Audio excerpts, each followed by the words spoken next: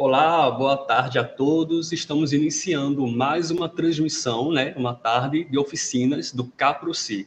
Se você chegou aqui agora e não conhece o Caproci, é uma capacitação para a produção científica, tá? Que é promovida pela Biblioteca do Uniesp e tem as parcerias da Coopere, que é a coordenação de pesquisa e extensão também aqui do Uniesp, e conta também com a colaboração, né, e a parceria do projeto de extensão da UFPB Descomplica TCC. E hoje a nossa oficina, o tema, né, da nossa oficina é elaboração do artigo científico para TCC e conta com a participação dos palestrantes Ed Cleiton Fernandes e a Thalita Salles. E antes de iniciar de fato, né, quero passar aqui alguns recados para vocês. Você ainda consegue se inscrever nessa atividade e nas próximas, tá? O link de inscrições você encontra na bio do Instagram da Biblioteca Uniesp. Biblioteca Uniesp, lá tem um link que direciona ao site de inscrições dessa atividade. Fazendo isso, você vai garantir, tá, o certificado com a carga horária de participação dessa e das próximas atividades. Lembro também que essa oficina ficará gravada aqui no Sou Mais Uniesp, no canal no YouTube, na aba de ao vivos. Então, você pode assistir ou reassistir tanto essa quanto as outras que já aconteceram. Então, aproveita, assim que terminar essa transmissão, para maratonar as oficinas que já aconteceram.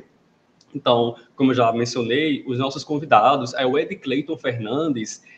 O Ed Cleiton, ele é graduado em Biblioteconomia, é mestre em Ciências da Informação, doutor em Gestão e Organização do Conhecimento e atua como bibliotecário do Instituto Federal de Alagoas e também como colaborador do projeto de extensão Descomplica TCC. Já a Thalita Salles, ela é mestre em Comunicação e graduanda em Arquivologia e também é colaboradora do projeto de extensão Descomplica TCC. Eu quero convidar os nossos palestrantes, né, aqui à nossa sala. Olá, Ed Cleiton, boa tarde.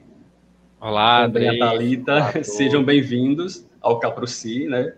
Já quero agradecer pela participação de vocês em terem aceito, né, o convite da biblioteca, da Coopere, em estar aqui em mais uma edição do Caproci conosco. Em especial, a Thalita, que está estreando, né, como palestrante do Caproci, né? Já desejo a ela uma excelente apresentação, também ao Ed Cleiton, que já é veterano aqui da nossa capacitação, sempre participando conosco. Também vocês podem participar aqui no chat, ao vivo, tirando dúvidas, interagindo conosco. Tá? É um tema muito pertinente, com dicas. Então, se você está nesse estágio de elaborando um artigo científico, então o momento é esse para interagir, tirar suas dúvidas com nossos palestrantes, que são especialistas no tema. No mais é isso, quero desejar a todos uma excelente tarde de aprendizado. Thalita e Ed Cleiton, vou ficar aqui acompanhando vocês, vou adicionar aqui os slides da nossa apresentação, para que vocês possam iniciar, de fato, a oficina, tá? Boa apresentação para vocês. Obrigado, Dreyson. Boa tarde. Boa tarde, Thalita, né? Boa tarde a todos os telespectadores, né? Do canal do Uniesp, né? Como o Dreyson apresentou, eu sou de Cleiton e vou estar passando aqui algumas dicas para vocês, né? Nesta oficina de elaboração de artigo científico no padrão da ABNT. Como o Dreyson apresentou, né? Eu faço parte do projeto de extensão Descomplica TCC, coordenado pela professora Alzira Carla, lá da UFPB, né, e essa é a nossa equipe no ano 7, né, é o 7º ano em que o Descomplica TCC está aí trabalhando para descomplicar, né, as normas da ABNT para todos. Nós somos uma equipe multidisciplinar, né, existem profissionais de várias áreas, né, e de vários níveis também, desde a graduação, né, mestrado, doutorado, docentes também. Então, é uma equipe bem multidisciplinar. Né? E a gente vai apresentar aqui para vocês, nessa oficina, né, basicamente 2 pontos. Né? Primeiro, o planejamento de um artigo científico, como você deve planejar o seu artigo, né? Você que está elaborando um artigo científico, seja para a conclusão de um curso, né? Ou você que deseja publicar algum artigo científico em alguma revista, né? Então, como você planejar esse artigo científico e também, né, no segundo momento, como você estruturar, né, como você deve fazer para estruturar, né, e normalizar o artigo científico que você está aí, que você já planejou, que você está, né, desenvolvendo de acordo com a NBR 6022, que é a norma da ABNT, né, que estabelece as diretrizes para os artigos científicos. No primeiro momento, né, eu de Cleiton Fernandes vou estar aqui trabalhando com vocês, passando um pouco, né, de informações sobre como você deve planejar o seu artigo científico. Primeiro, o que é um artigo científico? Né? Um artigo científico é algo que vem para divulgar, né, a ciência e também para colaborar com o avanço em alguma área do conhecimento, né? Um artigo científico ele vem justamente comunicar uma pesquisa recente, né, que foi ali desenvolvida, idealizada, né, um relato de alguma experiência ou algum estudo teórico, é sempre um avanço em alguma determinada área do conhecimento que foi elaborado de acordo com algumas diretrizes, conforme, né, estabelece a ABNT, e é isso que a gente vai descomplicar aqui para vocês. Primeiro, quais são os tipos de artigos científicos? Né? Existem basicamente 3 tipos de artigos, que são os artigos de revisão, os artigos originais, né? E o artigo técnico e o científico. Né? Um artigo de revisão, né, é um artigo que resume, né, que analisa e que discute informações já publicadas, ou seja, quando você faz um trabalho em alguma determinada área sobre um assunto ou um conteúdo que já foi publicado, quando você faz um resumo, quando você faz uma análise de algum material que já foi, né, publicado, né, esse tipo de artigo, né, se caracteriza como um artigo de revisão. Um artigo original é um artigo que apresenta algum tema ou alguma abordagem original. Né? Vou dar um exemplo aqui para vocês. Quando alguém desenvolve uma tese de doutorado, por exemplo, é um artigo da sua tese, você pode, desse trabalho original, você pode, né, montar e publicar um artigo original, porque esse artigo ele vai aí ter um tema, uma abordagem original, digamos. E um artigo técnico e o científico, né? São os artigos que têm aí uma natureza técnica ou científica. Então a gente tem basicamente esses 3 tipos de artigos, né, que se caracterizam, né, se apresentam dessa maneira, né? Ou um artigo de revisão, ou que revisa conteúdos já publicados, ou um artigo original, que é de um estudo ou um tema que foi abordado, né, ali originalmente, ou um artigo que traz aí a natureza técnica ou científica de uma determinada área do conhecimento. Por onde começar um artigo científico? Né? Para quem está começando, está iniciando, né, é sempre uma pergunta, uma dúvida muito frequente. Poxa, como que eu inicio a construção de um artigo científico? Né? Então, o primeiro passo é pensar no planejamento. Né? Como você deve planejar esse artigo científico? Um artigo científico nada mais é do que uma história contada, de acordo com algumas características, de acordo com alguns elementos que são essenciais para que você desenvolva, né, basicamente 3 tópicos. Né? Você vai contar essa história em um formato específico. Você vai ter que fazer uma introdução, você vai ter que desenvolver, né, a sua ideia que você traz ali naquela introdução, e você vai ter que concluir. Então, basicamente, são esses 3 pontos que você deve contar, né, essa história. A introdução, o desenvolvimento e a conclusão. Então, um artigo científico ele precisa ter essa divisão, digamos assim, esses 3 elementos que são essenciais para que você possa desenvolver, né, construir o seu artigo científico. Como definir o título de um artigo científico? Né? Uma pergunta também muito frequente que você está iniciando a construção de um artigo. Né? Qual é o título? Qual é o tema? Né? Então, como você definir um título de um artigo? Aí 2 características são fundamentais para que você possa construir de forma eficiente, digamos assim, o título do seu artigo. Primeiro, seja sucinto e preciso. Né? O título ele precisa ser objetivo, direto, né? Você deve, na construção do título, né, apresentar o contexto do seu artigo, né, de forma sucinta, precisa, e para isso você vai precisar o quê? Usar palavras-chave que se conectem e apresentem a ideia do seu artigo científico. E aí a gente deixa uma dica para você, né? Use no máximo 20 palavras. Por quê? Para que o seu título não fique muito extenso, né, para que ele seja sucinto, né, preciso. Para isso, é necessário que você utilize palavras-chave que venham a representar o conteúdo que é desenvolvido ao longo do seu trabalho, ao longo do seu artigo. Algumas regras gerais, né, de apresentação dos artigos, né? Normalmente, os artigos eles são escritos, né, construídos em formato A4, né? A estruturação, como você deve fazer a estruturação do texto? Geralmente, comumente, e aí é o que traz, né, a NBR,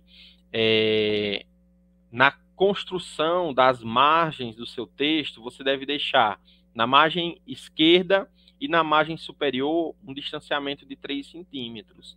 Na margem direita e na margem inferior, né, você deve deixar um espaçamento de 2 centímetros. Você deve se perguntar, por exemplo, por que eu devo, né, deixar estas margens, construir o meu texto com essas características, né? É definido, né, esse parâmetro justamente para quê? Para que ao você fazer, digamos, a impressão desse texto, desse artigo, desse trabalho em formato A4, né, com essa margem, vai possibilitar você fazer ali algum encadernamento, né, algum agrupamento de páginas, de forma em que você não vai desconfigurar ali o texto, que vai facilitar justamente a leitura e a visualização do seu texto. Então é importante que tenha essas margens estabelecidas no documento que você vai construir seu texto. Recomenda-se também, né, utilizar fonte tamanho 12, exceto, né, para notas de rodapé, citações com mais de 3 linhas, legendas de ilustrações e tabelas. Né, esses elementos eles devem ter uma fonte menor. Né? Quando a ABNT ela traz uma informação de que você deve colocar em fonte menor, né, há muito esse questionamento também. É fonte 10 ou é fonte 11? Né? O que é que a norma vem dizer? A norma vem dizer que seja uma fonte menor. Né? Ou pode ser 10 ou pode ser 11, desde que haja uma padronização. Né? A ABNT ela traz muitas regras, né?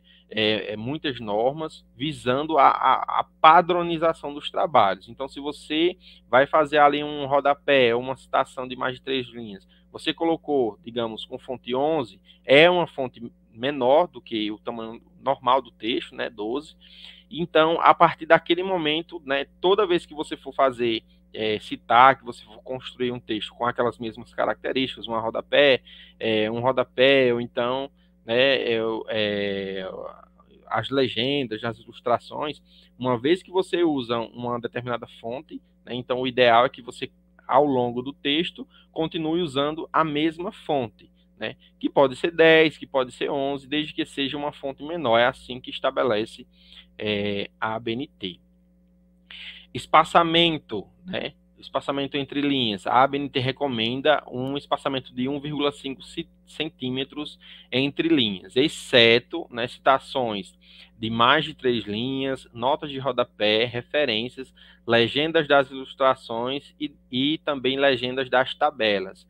Esse tipo de texto ele deve ser construído, apresentado em espaçamento simples. Então, todo o texto em espaçamento 1,5 e, né, citações com mais de 3 linhas, notas de rodapé, referências, legendas das ilustrações e tabelas devem ser em espaçamento simples. As referências, né, que são elaboradas ao final do trabalho, né, devem ser separadas entre si por um espaço simples em branco. Então, quando você estiver construindo as suas referências, quando você for colocar ali todas as referências do seu trabalho, você deve dar um espaçamento, né, em branco, um espaço simples em branco, entre uma referência e outra. O indicativo numérico, né, em algarismo arábico de uma seção precede seu título alinhado à esquerda, separando por um espaço de caractere. Então, quando você estiver ali, né, enumerando, né, os capítulos, né, ou as seções do seu trabalho, você deve sempre enumerar, né, em algarismos arábicos, né, de uma seção que aí precede o título, alinhado à esquerda, separado por um espaço de caractere. Então, você coloca, digamos, um espaço, e aí já escreve o seu título. Quando você for abrir uma nova seção, 2 espaço, já escreve o seu título. Os títulos sem indicativo numérico, né? A gente vai ver aí depois que existem algumas seções que elas não são numeradas, né? Como, por exemplo, as referências, glossário, né? Apêndice, anexo e agradecimentos. Essas seções, elas não são numeradas, né? Como que elas devem se apresentar? Elas devem ser centralizadas no texto, não alinhado, né, à esquerda, conforme as seções que a gente indica a numeração. Nessas seções, elas devem ser centralizadas, ou seja, está no centro, né, dali da linha do seu texto. As folhas ou páginas pré-textuais, né, elas devem ser contadas, mas não enumeradas. Então, quando a gente inicia, né, um trabalho, a gente vai contar, sim, todas as folhas, né, das páginas pré-textuais. Elas devem ser contadas, mas elas não devem ser numeradas, ou seja, a numeração não é para ser apresentada ali nessa seção de elementos, né, pré-textuais, embora elas sejam contadas, sim. E aí a gente traz para você, né, 8 passos para que você possa elaborar um artigo científico, né? A gente já viu que um artigo científico ele precisa ter introdução, desenvolvimento e conclusão, né? Então, né, a NBR 6022, né, o que é que ela traz como elementos da sua introdução ali? O que é que você deve trazer, né? Quais são os tópicos que você deve elaborar? Primeiro, você deve ter um tema, né? O que é um tema? Um tema é um assunto principal, é o assunto em que você vai se debruçar, que você vai ali pesquisar, que você vai escrever sobre, né? Então, o tema é o assunto principal do seu trabalho, do seu artigo científico. Um outro elemento também é o problema. O que é um problema? Então, para que você possa construir o seu artigo científico, é preciso você construir, né, encontrar ali o seu problema de pesquisa, que deve ser sempre apresentado na forma de questão. Ou seja, quando você está construindo ali a sua introdução, você deve abordar o seu problema, apresentar o seu problema para o leitor, um problema de pesquisa dentro daquele determinado tema ou assunto principal que você deseja aprofundar seus conhecimentos, que você deseja aprofundar, né, o conhecimento sobre aquele assunto, né, que você deseja identificar, né, ou uma solução ou uma resposta para aquele problema, e ele deve ser apresentado no texto, né, na forma de questão. Por que ele deve ser apresentado na forma de questão? Justamente para que o leitor ele possa, né, ao ler o seu texto, identificar, né, qual foi a questão norteadora ou o problema em que você identificou ali em uma determinada área, num determinado assunto ou conteúdo que você deseja, né, pesquisar, aprofundar, né, seus conhecimentos ao decorrer do seu trabalho, do seu artigo científico. Um outro elemento também importante são os objetivos. Você deve apresentar no seu trabalho, no seu artigo, né, os objetivos do seu trabalho, que devem ser, né, o objetivo geral, né, aquele objetivo geral que você deseja alcançar, que você deseja encontrar, ou uma solução, uma resposta, né, para um problema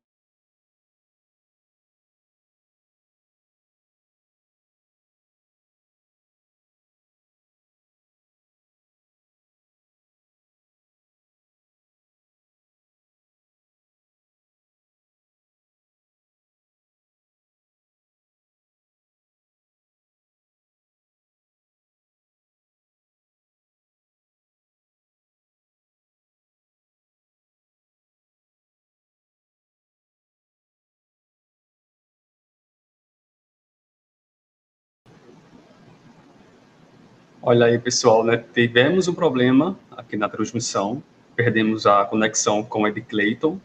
Estamos tentando reconectá-lo aqui na nossa transmissão. Olha aí, pessoal, né? Tivemos um problema aqui na transmissão, perdemos a conexão com o Ed Clayton. Peço a todos que aguardem, já estamos aqui resolvendo. Reconectá-lo aqui na nossa transmissão. Olha aí, pessoal, né? Tivemos um problema aqui na transmissão, perdemos a conexão com o Ed Clayton. Peço a todos que aguardem, já estamos aqui resolvendo. Grayson? Oi? Voltamos? Voltamos. Então vamos lá. Continuidade.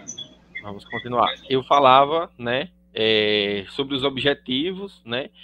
O objetivo, aquilo que você pretende alcançar, né, é apresentado na forma de objetivo geral, aquilo que você pretende investigar, né, e também os objetivos específicos, que é aquele passo a passo de como você vai fazer para alcançar aquele seu objetivo geral. Então, esses objetivos eles precisam estar encaixados da forma em que, ao final do seu trabalho, ao final do seu artigo, você consiga alcançar, né, o seu objetivo geral.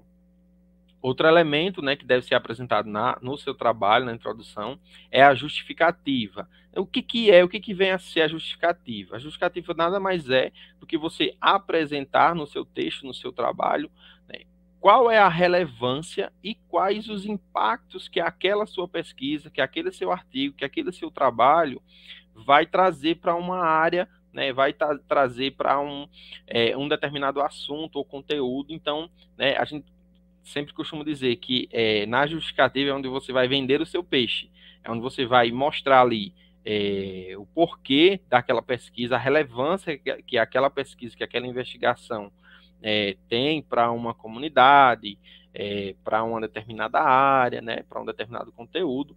Então, você deve apresentar ali a relevância, né, e os impactos que o seu trabalho, que o seu artigo vai trazer para uma determinada área, para uma determinada localidade, enfim.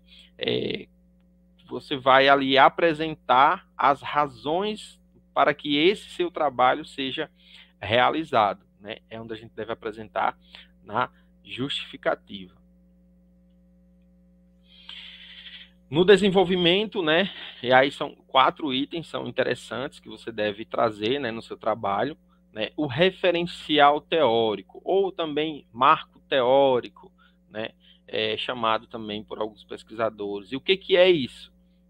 O que vem a ser essa parte? Na verdade, o referencial teórico é a contextualização, ou seja, onde você vai ali explicar, discutir e demonstrar, né, conceitos sobre uma determinada área onde você desenvolve a sua pesquisa, né, conceitos, teorias, né, apresentar ali estudos que já foram realizados sobre aquele mesmo conteúdo onde você deseja se aprofundar, né, o que os pesquisadores falam sobre aquela área, sobre aquele conteúdo, quais são os conceitos que são discutidos, né, sobre aquele elemento que você, sobre aquele assunto que você deseja aprofundar ali o seu trabalho, né, o seu artigo aqui está relacionado ao seu artigo científico. Então, no referencial teórico é onde você deve contextualizar, né, explicar, discutir, demonstrar, trazer ali, a gente sempre costuma dizer, trazer os autores para conversar sobre esse assunto, ou seja, trazer as diversas opiniões, os diversos conceitos, as teorias que existem sobre aquele determinado assunto ou conteúdo. Né? Uma dica importante, né, para quem vai aí desenvolver seu artigo, principalmente nessa parte de referencial teórico, então, duas características que são fundamentais quando você estiver construindo seu referencial teórico. Primeiro, busque sempre trabalhos publicados, né? Como nós estamos, né, falando sobre um artigo científico, busque sempre fontes de informações científicas, ou seja, base de dados, revistas científicas, periódicos científicos, eventos científicos, né? Busquem sempre essas fontes de informações que vão ali trazer subsídios para o pesquisador, né, para quem está ali construindo o artigo científico, vai trazer sempre uma informação, né, fiel, né, fidedigna e que uma informação que já foi ali aprovada, já foi avaliada, né, pelos pares daquela área do conhecimento. Então, vai trazer aí uma informação fidedigna, digamos assim. Outro ponto também sobre o referencial teórico é sempre utilizar, né, além dos clássicos de uma área ou de um determinado conteúdo, trazer também pesquisas recentes, né, sobre uma determinada área. A gente, né, ouve sempre falar, as pesquisas na área de saúde. Então, você deve sempre trazer, né, pesquisas que foram realizadas recentemente sobre aquele assunto, sobre aquele conteúdo que você vai ali se debruçar, sem esquecer também dos clássicos, né, daqueles autores que foram fundamentais para o desenvolvimento daquela área, daquele conteúdo no rol da ciência. Então, fica essa dica aí para você. Outro elemento também, né, para que você possa construir seu trabalho, seu artigo científico, é construir a metodologia, né? E o que vem a ser a metodologia, né? Eu costumo dizer que a metodologia são, né, o conjunto das ferramentas que você vai utilizar, né, naquele seu trabalho, né? Então, digamos, um agricultor, quando ele vai para a roça, ele precisa de um leque de ferramentas, na verdade. Um mecânico, quando ele vai fazer uma análise sobre um veículo, por exemplo, ele vai precisar de ele vai precisar fazer vários procedimentos, ele vai precisar de várias ferramentas, né, que vão ali ajudar, que vão auxiliar ele no seu trabalho. Na elaboração de um artigo científico, né, também você vai precisar de várias ferramentas e você vai desenvolver vários procedimentos para que o seu trabalho possa ser considerado um trabalho científico. Então, a metodologia você deve, na construção da metodologia, né, você deve apresentar, né, quais são as ferramentas que você vai utilizar naquele seu trabalho, e também o conjunto de procedimentos, ou seja, o passo a passo que foi feito para que você pudesse chegar aos resultados da sua pesquisa. Como você fez? O que você utilizou? Então, essas perguntas elas devem ser respondidas, né, na metodologia. Se você está fazendo uma pesquisa de um artigo de revisão, então, quais foram as ferramentas que você utilizou? Eu vou utilizar uma análise de conteúdo, né, eu vou fazer uma análise de redes sociais, vou fazer um estudo bibliométrico, né, vou utilizar uma base de dados, a base de dados X, Y ou Z. Então, todo esse movimento ele deve ser descrito para que você possa construir a sua metodologia, para que o leitor possa compreender como você iniciou a sua pesquisa e como você finalizou. Qual foi o passo a passo que você desenvolveu para construir aquele trabalho, ou seja, quais foram os procedimentos metodológicos. Foi uma revisão bibliográfica. Então eu selecionei os artigos de tal ano a tal ano, fiz uma análise de conteúdo, fiz uma análise de citação. Então, todo esse conjunto de procedimentos, ele precisa estar, né, bem descrito, justamente na metodologia do seu trabalho, nesse caso, do seu artigo científico. Outro passo também importante, né, que deve constar no seu artigo científico são os resultados. Quais são os resultados que eu trago da minha pesquisa? Então, o que foi que eu encontrei? Nessa parte, você deve fazer uma descrição e uma análise daquilo que você encontrou, né? Então, quando você faz uma pesquisa para um artigo científico, você vai encontrar, né, alguns resultados. Então, nessa parte, o que você deve fazer? Você deve descrever os resultados que você encontrou e você deve também fazer uma análise sobre aquilo que você encontrou, sobre aquele resultado. E aí tem uma relação importante, né, que a gente precisa observar. Como que a gente deve fazer essa análise, né? Eu costumo dizer que o artigo ele é um ciclo, né? Você iniciou com uma pergunta, um tema, uma pergunta planejou, construiu uma questão de pesquisa, aí você já tem os objetivos, fez uma pesquisa sobre o que já foi publicado sobre aquela área, sobre aquele conteúdo, o que foi o seu referencial teórico, apresentou ali as ferramentas, as características, a metodologia do seu trabalho e está nos resultados. Nessa parte, o que é importante? Além da descrição do que você encontrou, eu encontrei X resultados, eu encontrei tantos autores que falam sobre isso, encontrei um leque de opções, de conceitos, de teorias, e aí é importante que você, nessa análise, que você possa fazer, né, esse relacionamento, né, com o marco teórico, com o referencial teórico que você utilizou, trazer para os resultados o que diziam, né, o que dizem aqueles autores que você consultou quando você estava ali construindo o seu referencial teórico. Então, nessa análise, é bem importante que você, como a gente costuma dizer, que você chame os autores da sua pesquisa, né? Que você faça uma análise, um estudo e faça sempre essa correlação dos resultados que você encontrou com as teorias, as metodologias, os conceitos daquela área que você identificou quando você estava construindo o seu referencial teórico. Isso é muito interessante e muito importante para os artigos. Por final, né, você deve apresentar ali as considerações do seu trabalho, do seu artigo, as considerações finais. E o que é isso? O que deve conter nas suas considerações finais? Você deve apresentar ali quais avanços o seu estudo trouxe, né? Quais foram as limitações que você encontrou no seu trabalho. O que são limitações? São as dificuldades, né? Eu só consegui encontrar os artigos publicados em tal revista, essa parte aqui eu não consegui. Então, quais foram as limitações, quais foram as barreiras que você encontrou? Eu não consegui isso. A pesquisa se limitou a fazer uma análise só nessa base de dados, só nessa... a gente só conseguiu, no nosso questionário, né, que a gente aplicou, digamos, a gente não conseguiu 100% das respostas, a gente só conseguiu 80%. Então, essas limitações, essas variações, essas variáveis, né, que limitaram o seu trabalho, você deve apresentar também. E, né, muito importante, você deve mostrar, apresentar as contribuições que o seu trabalho trouxe para aquela área, para aquele determinado conteúdo. Então, isso é muito importante que você apresente, né, também nessa parte de considerações finais. Uma dica também para vocês é o seguinte: eu falei para vocês que é um ciclo, né, o artigo é um ciclo. Lá no início, a gente apresentou uma questão de pesquisa, uma pergunta, né?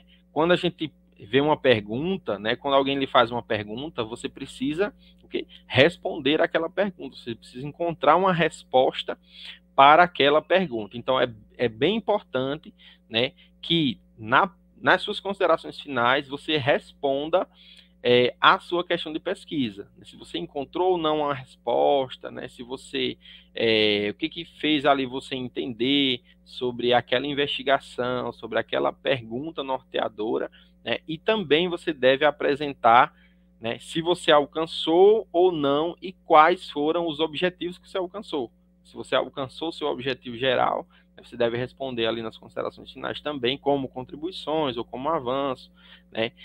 Você deve sempre responder, né, a esses dois elementos, tanto a sua pergunta norteadora, questão de pesquisa, né, e também responder ao seu objetivo que você traçou lá no início da pesquisa.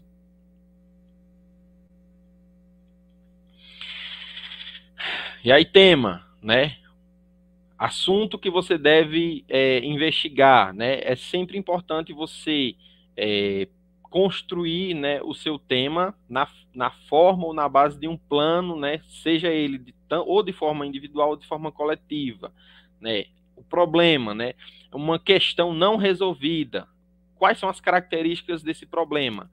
Ele deve ser claro, preciso, bem delimitável e suscetível de solução, ou seja, que haja uma resposta para aquela pergunta ou para aquele problema que você conseguiu identificar. Objetivos. Objetivo é a síntese do que se pretende alcançar, né, e os seus respectivos, né, desdobramentos, ou seja, aqueles objetivos específicos. justificativa, né? Apresentar o seu trabalho, justificar, vender o seu peixe. Apresentar as razões da necessidade daquela investigação, né? Sejam razões pessoais, profissionais, acadêmicas, científicas, social, né? Ressaltar ali a importância, a relevância, os motivos, as vantagens, as contribuições que aquele trabalho, que aquela investigação vai trazer, ou para a comunidade, ou para uma sociedade, para um assunto específico, né? Para um tema, enfim. No referencial teórico, né, você deve fazer aí aquela revisão de literatura, né, se debruçar sobre artigos científicos que tragam ali estudos sobre aquele assunto, aquela área que você deseja ali se aprofundar, né. O texto ele deve ser construído, né, baseado em autores que já pesquisaram, que já publicaram, né, sobre aquele tema, né, trazer ali conceitos, teorias, né, sempre de forma científica, digamos assim, né, sempre baseado em pesquisas que já foram realizadas, né. Metodologia, você deve apresentar, descrever, né, a natureza, né, se é uma pesquisa básica, se é uma pesquisa aplicada, né, quais os objetivos da pesquisa, se os objetivos são, né, exploratórios, se é descritiva, se é explicativa, qual é a abordagem da sua pesquisa, é uma pesquisa qualitativa, é uma pesquisa quantitativa ou uma pesquisa mista, né? E aí é preciso diferenciar. O que é uma pesquisa quantitativa? É uma pesquisa que traz números. O que é uma pesquisa qualitativa? É uma pesquisa que traz uma abordagem sobre um tema. Né? E o que é uma pesquisa mista? Justamente que vai utilizar essas duas variáveis, tanto a variável quantitativa quanto a variável qualitativa. E os procedimentos que foram utilizados para o desenvolver do seu artigo científico, da sua pesquisa, né?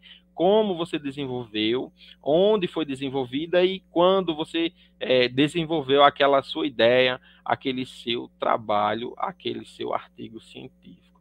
Os resultados, né, você deve ilustrar, descrever, analisar, né, e fundamentar, né, justamente essa parte aí, é justamente trazer o que dizem os autores, né, na literatura científica sobre aquele resultado que você encontrou. É sempre importante você fazer, né, essa relação. E nas considerações, né, você deve fazer ali uma síntese de respostas ou de contribuições, né, de avanços, de limitações. Quais são as recomendações? O que são recomendações? Um aprofundamento da sua pesquisa. Você pode recomendar que essa pesquisa seja aprofundada, que essa pesquisa pode ter uma outra abordagem, que pode surgir uma nova pesquisa a partir daqueles elementos que você desenvolveu, né? Tudo isso são recomendações. Algumas dicas, né, para os verbos utilizados nos objetivos. Então, é importante aí, quando você estiver traçando os objetivos da sua pesquisa, né, que você utilize verbos que tragam ali ações que vão expressar, né, ou o conhecimento, ou a compreensão, ou a aplicação, ou a análise, ou a síntese, ou a avaliação da sua pesquisa, de como ela deve ser abordada, né, ao longo do seu trabalho, né? Quais são os verbos que você pode utilizar, né? Apontar, né? Arrolar, definir, enunciar, inscrever, registrar, falar, repetir, né? Sublinhar e nomear. Quando a sua pesquisa tem um objetivo ou uma ação de compreensão, né? Descrever, discutir, esclarecer, explicar, expressar, são exemplos de verbos que trazem ações, né, que expressam a compreensão de uma determinada área, de um determinado conteúdo. Quando sua pesquisa for voltada para a aplicação, né, verbos que podem ser utilizados: aplicar, demonstrar, empregar, ilustrar, interpretar, né, inventariar, manipular, praticar, traçar, usar. Quando a sua pesquisa tiver uma ação que expressa análise: analisar, classificar, comparar, constatar, criticar, debater, diferenciar, né? São verbos que trazem ali uma ação que expressa uma análise. Quando você vai fazer uma análise de uma ferramenta, sobre um conteúdo, sobre um conceito, né? Quando você vai fazer uma síntese, quando o seu objetivo é uma ação que expressa uma síntese, você pode utilizar, né? Articular, compor, constituir, coordenar, reunir, organizar, esquematizar.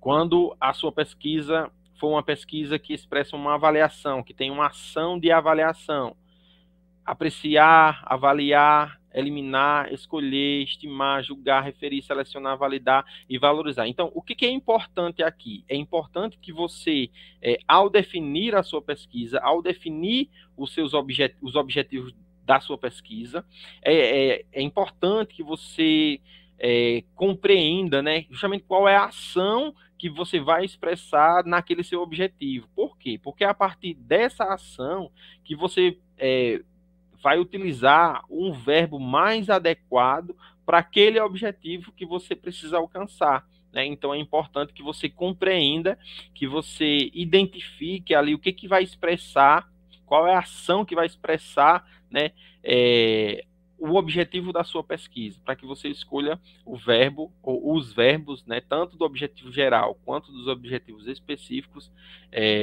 da melhor maneira possível. Algumas dicas, né, para a escrita científica, padrões e normas. São muito importantes essas dicas, né, pessoal? Para que, ao construir, né, o seu texto, você, né, evite algumas situações ou passe por alguns perrengues, né, alguns problemas. É muito importante que você utilize uma linguagem formal, né? O que é utilizar uma linguagem formal? É evitar, né, verbos e expressões do dia a dia que você usa, né, usualmente ou casualmente. Então, é importante que você use uma linguagem formal, que você escreva, né, as palavras de forma compreensível, para que as pessoas possam compreender as ideias que você traz dentro do seu texto. Outra coisa, não utilizar, né, períodos ou frases longas, né? Isso é muito importante também. Por quê? Porque para quê, na verdade, né? Para que quando o leitor estiver ali consumindo o seu produto, estiver lendo o seu texto, para que ele não se canse, né? Então, é muito importante você não utilizar frases longas demais, né? Períodos longos demais, parágrafos muito longos, né? Eu sempre costumo, né, dizer que é importante, né, você construir o seu texto de forma bem visível, né, que o leitor possa ver ali e saber identificar, né, parágrafo por parágrafo, quais são as ideias que você traz no seu texto. E aí, quantas linhas deve ter um parágrafo, né? Quantas frases? Eu sempre costumo tentar, né, escrever um texto, né, de um parágrafo ou um período de 6 a 8 linhas e colocar ali 3 ou 4 frases, né? Então é um parâmetro, é um padrão, digamos assim, que eu, enquanto pesquisador, né, costumo ou tento, né, escrever o meu texto, né? Então é importante que você construa ali, né, períodos e frases não muito longas para não cansar o leitor. Evitar também citações sem análise, né? Quando você está fazendo ali as suas citações, você está trazendo ali as ideias dos autores, os conceitos. Então é sempre importante você fazer uma reflexão sobre aquilo, né? Você trazer ali os autores para conversar, digamos assim, né? Para que o seu texto não fique aquele conjunto de citações, só aquele monte de citações, aquele copia e cola, né? Você só copiou e só colou, só jogou lá. Então é importante que você sempre faça algum comentário, algum apontamento sobre uma citação que você coloca no seu texto, né? Para que o seu texto possa ficar rico, digamos assim. Ter cuidado com a repetição de palavras, né? E aí essa dica é muito importante, né? Para que você não fique utilizando as mesmas palavras, né? Para que você tenha um bom vocabulário. E qual é a dica para isso? Eu sempre costumo dizer, escreve bem quem lê. Então, quanto mais você lê, mais você vai ter ali recursos para utilizar palavras que expressam melhor a sua opinião ou a sua ideia. né? Evitar, né, adjetivos e advérbios. Ah, isso aqui é muito lindo, muito bacana, né? Evitar essas expressões no seu texto, né? Porque, lembrando, você deve utilizar uma linguagem formal. Então, é importante evitar, né, adjetivos e advérbios. Outra dica também, né, não ficar usando conectivos, tentando fazer junções de frases ali desnecessárias. Né? É importante que você tenha atenção com relação a isso. Outra dica é sempre bom, né? Revisar a ortografia, a digitação e a normalização. Ah, poxa, mas foi eu que construí o texto, então eu conheço o texto. Lógico, você conhece. Só que a partir do momento que você se aprofunda no texto, né, alguns erros, algumas palavras que não foram digitadas corretamente ou com relação à normalização podem passar ali por despercebidos e você não consegue observar. Então é sempre importante que você faça uma revisão ortográfica, né, uma revisão de normalização, se você não tem muita prática disso. Então, né, já fica a dica aqui, já segue o Descomplica TCC nas redes sociais, que a gente tem aí bastante conteúdo que vai ajudar você, né, nesse processo de normalização. Ah, você não deseja fazer, não quer, então, né, procure um profissional que trabalhe com isso para que ele possa normalizar, né, o seu trabalho, para que o seu trabalho fique, né, bacana e que você tenha sucesso no seu trabalho, no seu artigo científico. Dica de escrita científica, né? Armadilhas de linguagem, né? O que é importante, né, você trazer para o seu texto? É importante que você construa o seu texto, né? Quando a gente constrói um texto, quando a gente escreve, é sempre importante, eu sempre comento isso.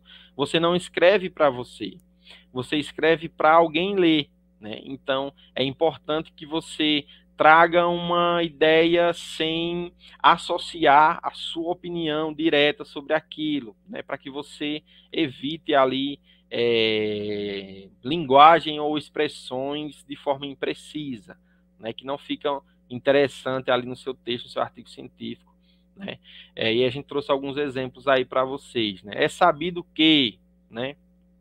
O que significa isso, né? Eu não olhei a referência, né? Segundo a minha experiência, né? Uma vez, então, em muitos casos, né? 2 vezes, em uma série de casos, 3 vezes, acredito que eu acho, né? Segundo a opinião geral, né? Algumas pessoas também acham. Então, você deve ter cuidado, né? Com essas expressões, né? Que aí não ficam interessantes, não fica legal aí na construção do seu texto. Trocas que você pode fazer no texto, né? E aí a gente traz algumas dicas de como você substituir alguma expressão que você usou ali que não ficou legal, não ficou bacana, não ficou uma linguagem formal no seu texto, né? Na minha opinião, né? Ou seja, você pode substituir por, né, os dados relatam, os dados apresentam, os dados mostram que, eu acredito que, né, de acordo com um autor, né, a gente não escreve o que a gente acredita, né, ou o que a gente acha. Tudo é feito, é baseado, né, lembra da questão da construção do seu referencial teórico, baseado em pessoas, em pesquisadores que já publicaram sobre aquilo. Então, é sempre de acordo com o autor X ou de acordo com o autor Y, conforme o autor defende, né? Outra troca que você pode fazer no seu texto, né, é muito importante. Ou seja, para que você não escreva isso, né, o que você pode escrever para ficar melhor a construção do seu texto, né? Significativo, né? Relevante, né? É considerável, justamente para quê? Para substituir, né? Aquelas expressões, aquelas linguagens que não trazem uma compreensão direta sobre o texto, ou seja, vai trazer sempre ali uma opinião de uma pessoa ou de outra, né? E o conhecimento é sempre construído de forma coletiva. Então, é muito importante que você fique atento, né, a essas expressões para que você utilize, né, uma linguagem científica, uma linguagem formal, né, e que o leitor possa compreender, possa identificar qual é, né, qual a mensagem que você vai trazer ali no seu texto. Outro ponto também muito importante, né, na escrita científica e também, né, para, no caso aí, os artigos científicos, é a questão da ética nas pesquisas científicas. Hoje, né, a gente, devido à evolução, né, tecnológica, a gente vê aí várias ferramentas que estão aí para ajudar, na minha opinião, né, a pesquisa científica, né, para ajudar os pesquisadores profissionais, mas é muito importante que você conheça, né, para que você tenha ética na sua pesquisa, né?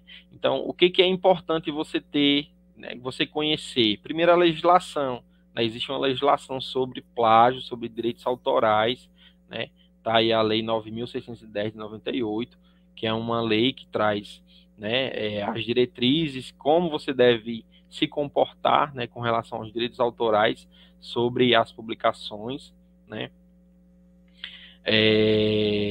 Para que você não incorra, né, na questão do plágio, né, porque o plágio é crime, né, crime que você pode ser preso, né, responder processo sobre isso. Então é muito importante que você atenda a esses requisitos, esses padrões éticos na pesquisa científica, né, que perpassam todo o processo investigativo, né, desde a identificação do tema, desde a construção do problema, dos objetivos. Então, é importante que você conheça, né, a legislação para que você possa não incorrer em nenhum desses tipos de plágio que são, né, mais comuns, né, que a gente vê aí.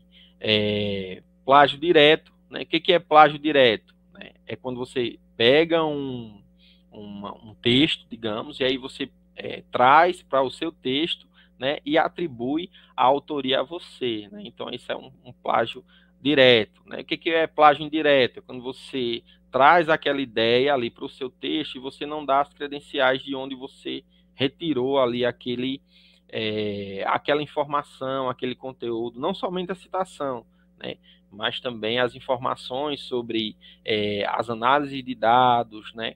A gente vê muito aí pesquisadores que podem perder, né, títulos alcançados desde mestrado e doutorado, justamente por quê? Porque incorreram, né, em plágio, né, e muitas vezes, né, pode acontecer de você fazer a coisa correta, né, mas você não descreveu da forma que seria necessário para que você não ocorresse aí então em plágio. E aí o que é importante, né, para que você possa desenvolver sua pesquisa, né? Conheça sobre comissão de ética, é muito importante, né? Algumas pesquisas precisam passar por um comitê de ética, justamente para que esse comitê ou essas pessoas que são, né, que têm alguma expertise, são capacitadas para identificar, né, algum equívoco com relação à ética da sua pesquisa. Algumas pesquisas que envolvem seres humanos, né, que as informações vão ser publicadas. Então, você precisa, em alguns casos, né, que a pessoa que está respondendo o questionário, que ele preencha termo de consentimento livre esclarecido, né, para que ele saiba que aqueles dados que ele está fornecendo ali vão ser usados para uma pesquisa científica, né, que esses dados podem ser divulgados, podem ser apresentados, né, e para isso é preciso que ele assine, né, o termo de autorização de livre esclarecido, para que ele compreenda que aquela informação que um pesquisador ali coletou, vai agrupar, vai analisar e vai publicar, né, para que ele saiba que essas informações são para este fim. Então, é muito importante, né, para que você que vai desenvolver sua pesquisa e precisa aplicar questionários, precisa conversar, fazer entrevistas com pessoas. Então, é muito importante que você conheça a legislação sobre os direitos autorais, que você faça o passo a passo, né, que você utilize, né, as ferramentas necessárias para que você não caia, né, não incorra em plágio no seu processo aí de investigação, de publicação de artigos científicos.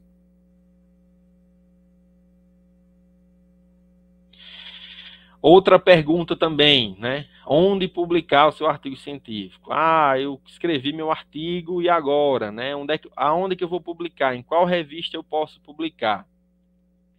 É sempre interessante, né, que antes de você construir, desenvolver sua pesquisa, que você identifique, né, algumas revistas, alguns canais onde você possa publicar ali o seu trabalho, né? Então, a gente traz aí como dica, né, a plataforma Sucupira, que é uma plataforma do governo federal, né, que junto com a CAPES, com a ANP, algumas outras instituições, que disponibilizam, né, um conjunto de periódicos, né, de revistas científicas do Brasil, né, que são cadastradas, que possuem algumas características como o ISBN, né, a plataforma Sucupira, né, a CAPES, ela faz uma avaliação periódica, né, dessas revistas, desses periódicos científicos. Então é importante que você conheça os periódicos, né, as áreas a que aquele periódico pertence, né? Por quê? Porque se eu estou desenvolvendo uma pesquisa na área da educação, né, eu não vou poder aplicar numa revista que é da área de saúde, ou que é da área de linguagem, ou que é da área de exatas, enfim. Então é preciso que você conheça as revistas científicas, conheça o periódico em que você vai publicar, né, para que você direcione da forma correta o seu artigo científico, para que você possa submeter o seu artigo numa revista que é daquela área onde você está desenvolvendo, onde você desenvolveu aquele seu trabalho. E a plataforma Sucupira, ela vem justamente nessa ideia de apresentar, né, quais são os periódicos científicos que existem, que são cadastrados na base de dados da CAPES, e que essas revistas elas passam por um período de avaliação, né? Ou seja, a CAPES avalia como está o andamento, como está a publicação, e ela atribui, né, um selo de qualidade, digamos assim, que é o que a gente chama de Qualis, que vai variar, né, de acordo com a forma, de acordo com o conteúdo, de acordo com a titulação dos autores que submetem lá, né? Então tem uma série de critérios que a CAPES avalia, né, e publica e apresenta, né, essas informações por meio da plataforma Sucupira, que está disponível na internet, né, que tem um aplicativo também, Qualis Fácil, né, para que você possa baixar e identificar aí as revistas científicas da sua área, para que você possa submeter o seu artigo numa revista adequada. Agora, né, com relação à estrutura de artigo científico, de acordo com a NBR 6022, é a Thalita que vai estar apresentando aí para vocês.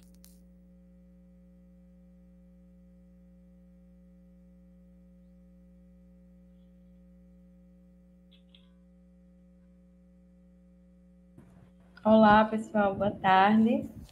Depois dessa super explicação de Ed Clayton, agora a gente vai visualizar como é que tudo isso vai aparecer na estrutura dos nossos artigos, tá? A gente vai consultar a norma ABNT 6022, que é a norma de artigos científicos, e num terceiro momento a gente também vai pincelar sobre as outras normas da ABNT que vão nos auxiliar na padronização dos nossos artigos. Então, gente, nessa imagem, a gente consegue ver, né, todos os elementos que vão compor o nosso artigo científico, né? Ele é composto por elementos pré-textuais, elementos textuais e elementos pós-textuais. E vocês podem perceber que nessa imagem a gente tem elementos em azul e elementos em amarelo. Os elementos em azul são aqueles que são obrigatórios, então não tem muita escolha, vocês têm que inserir no trabalho de vocês, certo? De pré-textual a gente tem o título, o nome do autor, o resumo, a data de submissão e aprovação e a identificação dos autores. A gente vai entender como funciona cada um desses elementos daqui a pouquinho. Nos elementos textuais, que também são todos obrigatórios, a gente vai ter o corpo do nosso trabalho, né? A introdução, o desenvolvimento e as considerações finais, a partir de tudo aquilo que o Ed Clayton apresentou, né? A gente vai mencionar qual é o nosso tema, nosso problema, os objetivos, referencial teórico, os avanços, a resposta, né, ao problema, e sugerir novas pesquisas. E aí, por fim, a gente vai ter os elementos pós-textuais, né? Que percebam que apenas um deles é obrigatório, que é a lista de referências, né? Onde a gente vai conter todas as fontes de informação que a gente utilizou no nosso trabalho, mas a gente também pode acrescentar outros elementos que são opcionais, como o glossário, o apêndice, o anexo e os agradecimentos, tá? Então, a gente vai ver cada um desses elementos a seguir. E uma dica, gente, é que é importante, pensando no artigo científico para o TCC, que vocês consultem também o manual da instituição, né?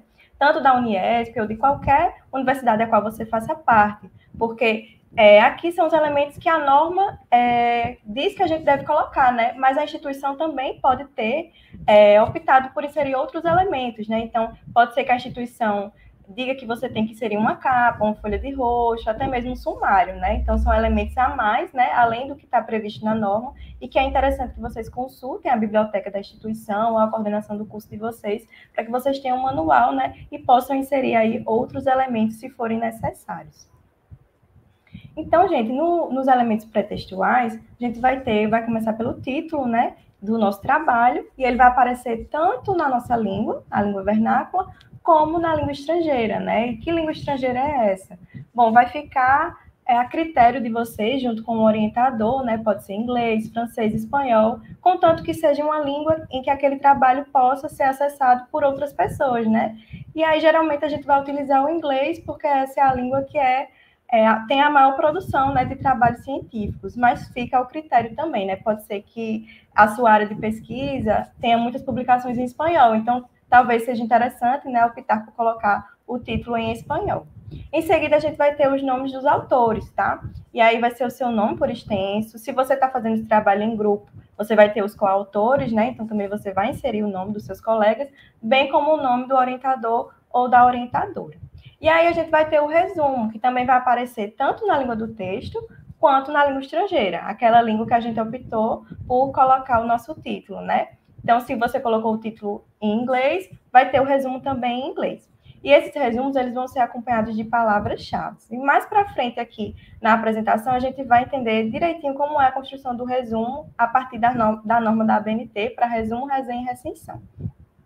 Depois, a gente precisa colocar também a data de submissão e de aprovação do nosso trabalho, né? O que é isso? A data de submissão é a data em que você enviou o trabalho para a coordenação do curso e para a banca, né? Para, de fato, agendar a sua apresentação de TCC, né? Pensando aí nos artigos para TCC. Se não for para o TCC, né? For um artigo que você submeteu para a revista ou para o periódico, então é essa data também, né? A data em que você fez o envio do artigo. Já de aprovação, no caso do TCC, a data da sua defesa, a data que você apresentou o trabalho para a banca e a banca deu o aval de que aquele trabalho é o suficiente, né, para você ter aí a aprovação na sua graduação, licenciatura, especialização, enfim. E se você tiver submetido para uma revista, vai ser a data que a revista deu o aceite, né, deu a carta de aceite de que aquele artigo vai ser publicado na revista. E aí, por fim, a gente vai ter a identificação dos autores, vai aparecer numa nota de rodapé, em que a gente vai descrever, né, qual é o título daquele autor, se ele é graduado, especialista, mestre, enfim, qual é o curso, né, a qual ele está vinculado, inserido, a universidade também, a instituição, a cidade a qual aquela instituição pertence e uma forma de contato, né, que geralmente a gente vai utilizar o e-mail. E a gente vai fazer essa identificação para cada um dos autores, tá? E aí, gente, aqui tem um exemplo que vocês podem verificar, né, de um artigo que de fato foi publicado.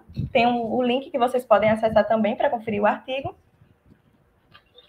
E vocês conseguem visualizar todos esses elementos que eu mencionei, né? O título em língua estrangeira, o resumo com palavras-chave, data de submissão e aprovação, o nome dos autores, né? Nesse caso aqui foi apenas uma autora, e a identificação dela.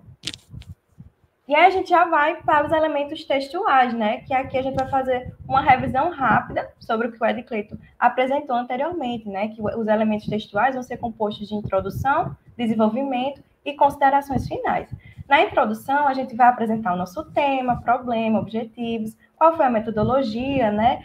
Que técnicas utilizamos para coletar os dados e também qual a relevância ou contribuição daquele artigo e como é que ele vai estar dividido, né? Em tópicos, em seções. A partir disso, a gente vai ter o desenvolvimento, né, que geralmente vai ter mais do que uma seção, E aí a gente vai apresentar um referencial teórico, vai dar mais detalhes sobre a metodologia e também vai ter a sessão de resultados, né? Que a gente vai aí mostrar o que, de fato, a gente conseguiu a partir da nossa pesquisa, né? E é interessante também apresentar os resultados com gráficos, com tabelas, com imagens, ilustrações. Então, vocês podem ficar à vontade para fazer isso, certo? E aí, por fim, a gente vai ter as considerações finais, né? Que a gente vai, né? Como a Edcleito falou, responder aquele problema que a gente propôs lá na introdução.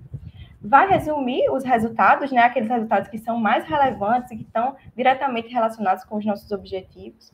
Vai apontar limitações e ou avanços da pesquisa, né? Se você não conseguiu acessar uma determinada base, ou se você não conseguiu fazer uma pesquisa de campo, se teve que mudar a metodologia ao longo do caminho, enfim, também como é que aquele artigo vai contribuir para o avanço da sua área, né? E que outras pesquisas podem ser feitas a partir daquilo, né? A partir desse estudo, viu que é necessário pesquisar sobre mais a fundo sobre tal e tal aspecto. E aí a ciência vai avançando, né? Porque um artigo vai puxando o próximo. E aí, gente, a gente vai ter os elementos pós-textuais. Como eu falei, o único elemento pós-textual obrigatório são as referências, né? Que é aquela lista que vai ter as fontes utilizadas e citadas no artigo, tá? A gente vai ter um momento para falar um pouquinho mais sobre as referências, aprender como é que a gente pode normalizar as referências, né? A partir de cada tipo documental. E aqui o que é interessante nesse momento é que vocês consigam visualizar como é que as referências vão aparecer no nosso trabalho, né? Percebam que é uma lista ordenada, que ela está separada por cada referência por um espaço simples em branco, que cada referência tem um destaque, né? Tem uma partezinha que é em negrito. Então, a gente vai aprender como é que a gente faz isso no terceiro momento da oficina. O glossário é um elemento opcional, né? Que a gente vai colocar quando a gente está utilizando termos que não são do senso comum ou que são de uma língua estrangeira que não tem uma tradução, né? Então, a gente vai ter essa lista de termos com o seu significado, de modo a deixar o artigo o mais compreensível possível para o nosso leitor, né? E essa lista ela vai ser elaborada em ordem alfabética. Aqui a gente tem um exemplo. Depois, a gente pode ter também apêndices e anexos, né? Eles estão juntinhos aqui nesse slide porque eles têm características muito parecidas, né? Porque os dois são tipos de documentos que vêm aí para complementar o nosso artigo, para trazer informações que também são pertinentes e que, por algum motivo, não apareceram no corpo do trabalho, né?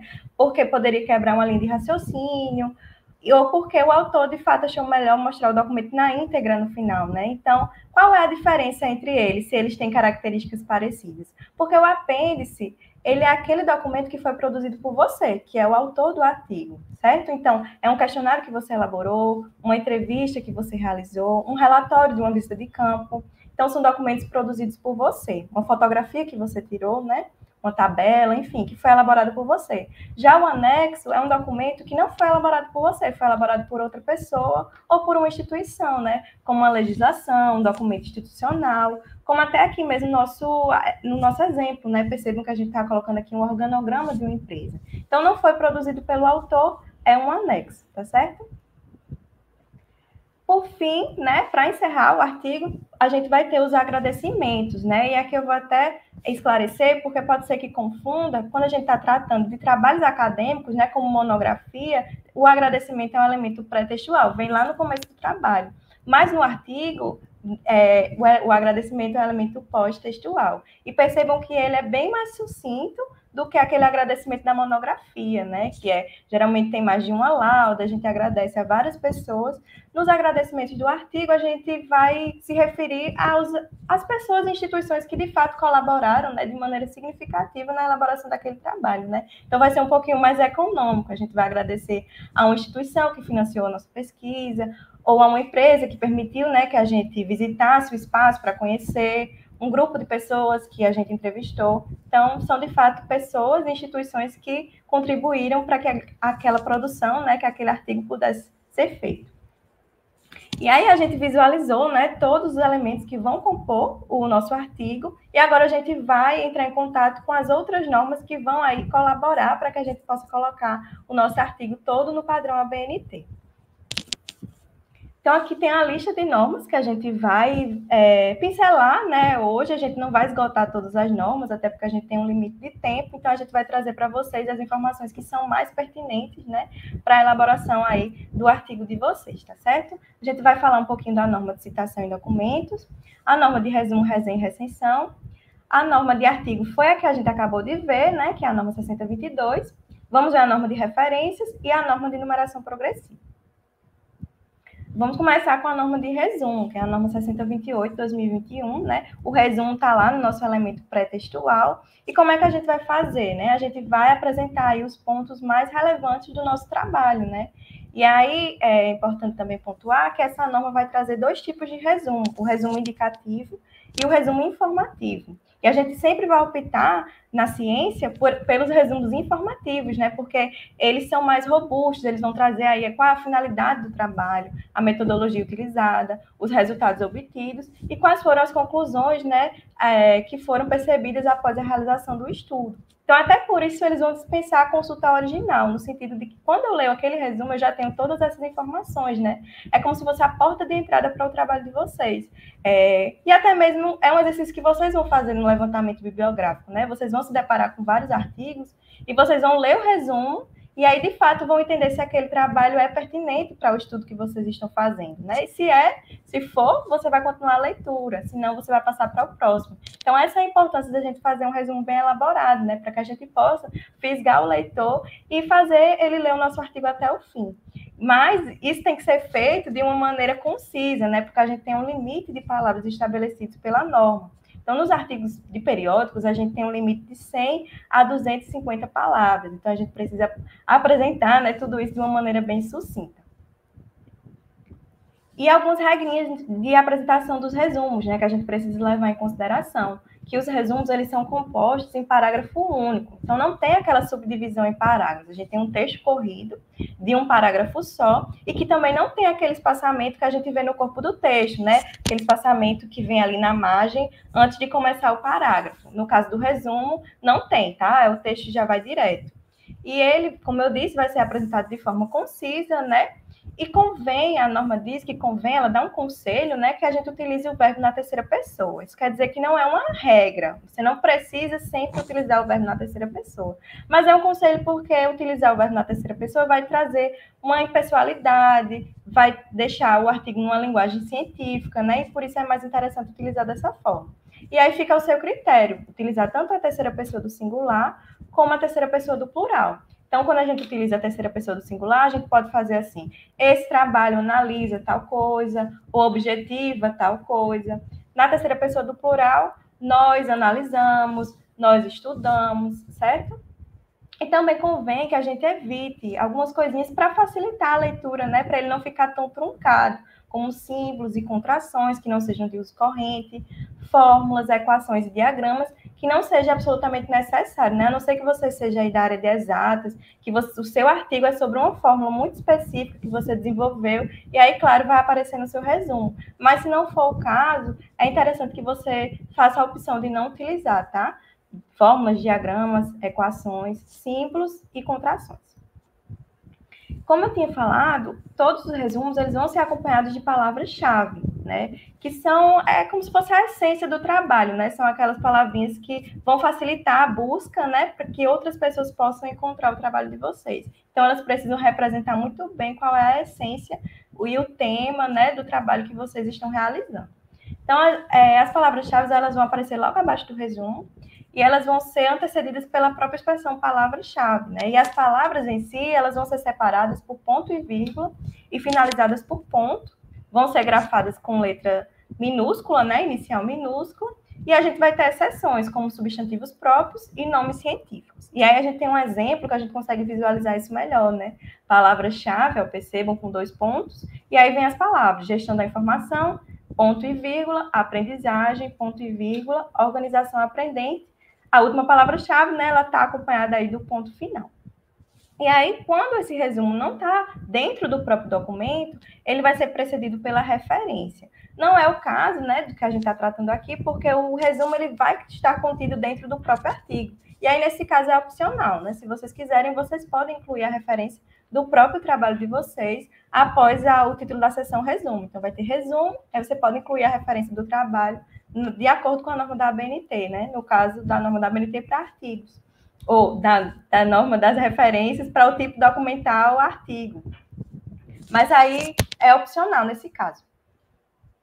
E aí, gente, a gente já vai ver a próxima norma, que é a norma de numeração progressiva, a norma 6024, 2012. E o que é essencial que vocês aprendam dessa norma, né? Que vocês aí levem em consideração. É que essa norma ela vai facilitar a localização de cada um dos elementos que vão compor o nosso texto, né? As nossas seções e subseções. E aí é interessante também que a gente saiba que a gente vai ter seções primárias, que são as principais divisões do texto, né? Como introdução, referencial teórico, metodologia, são seções primárias. E aí a gente pode abrir subdivisões dentro dessas seções, né? Que vão ser as seções secundárias, terciárias, quaternárias e quinárias.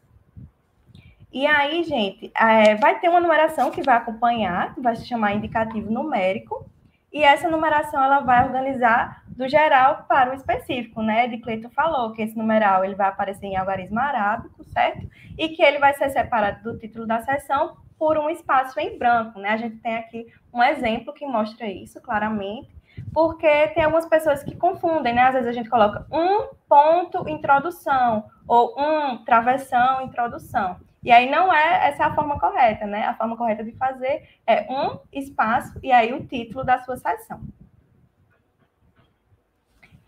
Pode acontecer uma situação de o seu título ele ocupar mais do que uma linha, né? E aí isso pode confundir na hora de fazer o alinhamento, né? Eu continuo a linha alinhando com o numeral ou com a palavra, né? A gente vai fazer esse alinhamento, como vocês podem ver no exemplo, a partir da primeira letra da primeira palavra. Então, aqui a continuação, né? Exemplo de título secundário de seção extenso com mais de uma linha de comprimento. O com, ele está alinhado com exemplo e não com o 2.1.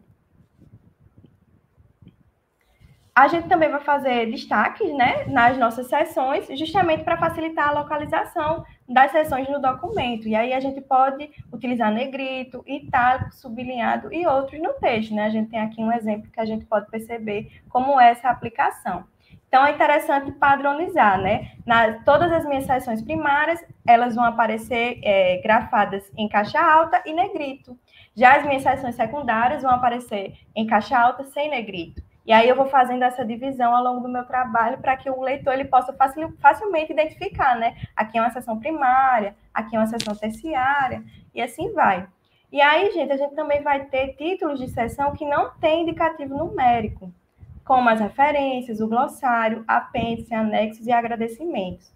Nesses casos, a gente vai centralizar esses títulos. Quando tem um indicativo numérico, vai estar alinhado à esquerda. Quando não tem um indicativo numérico, vai estar centralizado, certo?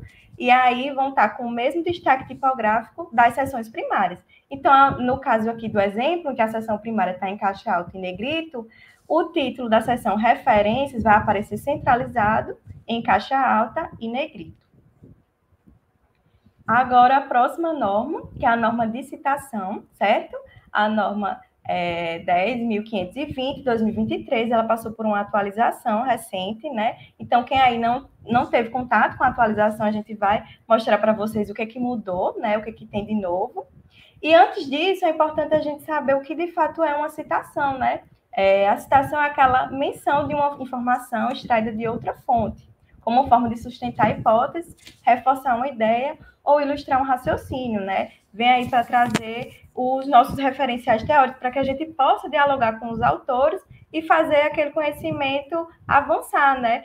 E esse diálogo, ele não precisa ser só para você, de fato, concordar com o autor. Você também pode discordar, né? E apresentar aí a sua justificativa, desde que ela seja plausível, de por que você tem um pensamento diferente, e você vai mostrar, né, por que aquele autor não está certo, ou o que mudou desde que aquele autor fez aquela pesquisa. E é interessante a gente também levar algumas coisas em consideração, né? A gente viu agora de Cleiton falar sobre o plágio, né? Sobre a ética na pesquisa. E quando a gente copia a ideia do autor e não cita a fonte, o que a gente está fazendo é plágio. E não só é antiético, como a gente viu, que é crime, né? Tem a lei de direito autoral.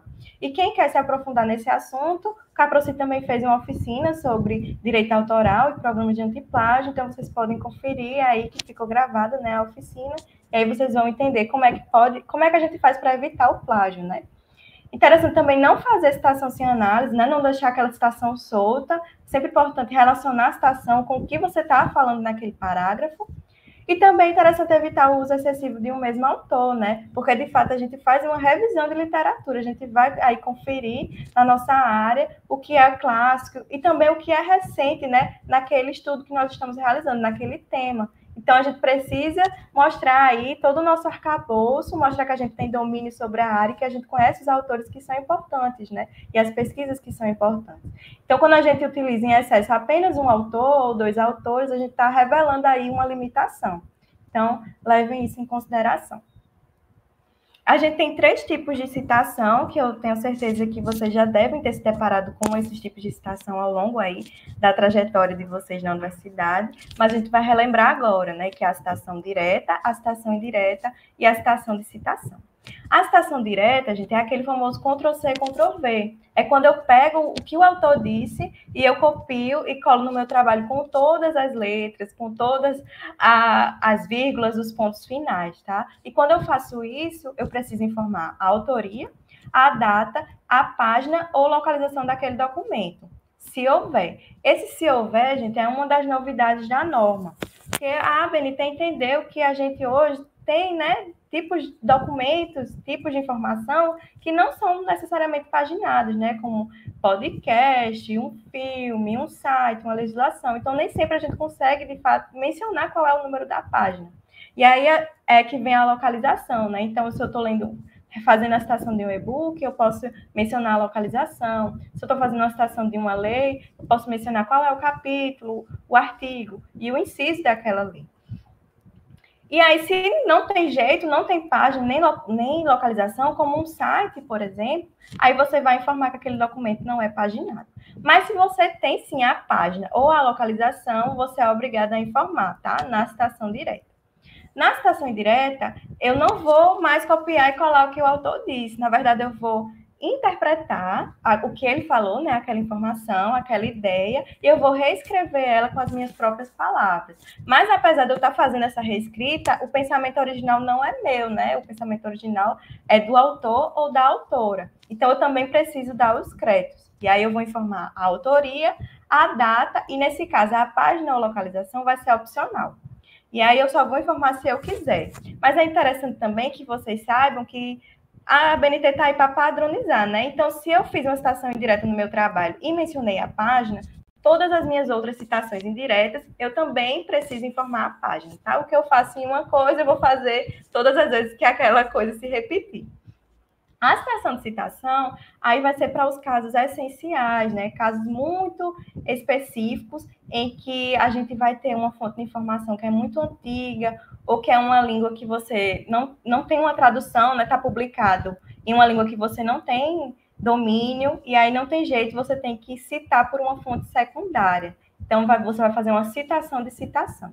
E aí, é a fonte a qual a gente não teve acesso. Então, a gente vai precisar informar tanto qual é a fonte original, a fonte que eu não tive acesso, quanto a fonte que eu, de fato, tive o acesso. Então, a gente vai informar o autor, a data e a página do documento original, vai colocar essa expressão apud, que é uma expressão latina, que quer dizer citado por, e essa expressão ela vai aparecer em itálico, do jeito que está aí no slide. E aí eu vou informar o autor, a data e a página da fonte consultada. A gente vai ver alguns exemplos mais para frente.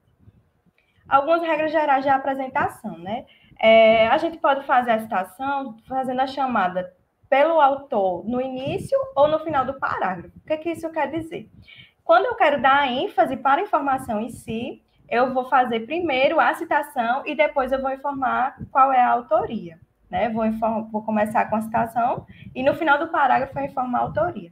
Mas, se para mim é mais importante dar uma ênfase a quem disse aquilo, eu vou fazer a chamada pelo autor, né? Então, eu vou iniciar o meu parágrafo mencionando o autor e aí depois eu vou colocar a minha informação, né? A citação de fato. E aí, antes da atualização, quando a gente tinha a informação do autor, a chamada do autor no final do parágrafo, a gente colocava entre parênteses com o sobrenome em caixa alta. E isso modificou a partir da atualização. Então, agora, independente se o sobrenome do autor está no corpo do texto, no início do parágrafo ou no final, né, entre o parênteses, a gente vai escrever de acordo com o nosso português, em que apenas o inicial é maiúsculo, certo? E aí a gente pode se deparar com situações em que a gente vai ter mais do que um autor. Isso pode confundir, né, na hora de fazer aí a separação dos sobrenomes dos autores. Um autor é muito simples, né? Se for dentro do parênteses ou fora, a gente vai mencionar o último sobrenome do autor, o ano e a página, se for o caso, né? Se for uma citação direta. Quando eu tenho dois autores, dentro do parênteses, eu vou separar os sobrenomes pelo ponto e vírgula, e fora do parênteses, eu vou utilizar a preposição e, igual no nosso português. Quando eu tenho três autores, é a mesma coisa. Dentro do parênteses, eu vou separar pelo ponto e vírgula. Fora do parênteses, eu vou utilizar a vírgula e a preposição e. Agora, quando eu tenho 4 ou mais, a norma diz que eu posso utilizar o recurso do et al, que é mais uma expressão latina, que quer dizer e outros, né? E aí a gente traz aí uma citação da própria norma, né? Quando a gente tem fontes de 4 ou mais autores, pode ser citado o primeiro autor, seguido da expressão et al, embora na referência conste em todos os autores.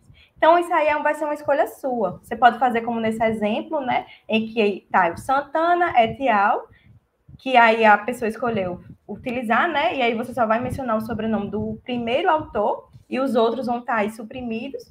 Mas se você quiser, você pode mencionar, sim, o sobrenome de todos os autores, independente da quantidade, né? E isso pode acontecer tanto dentro do parênteses como fora.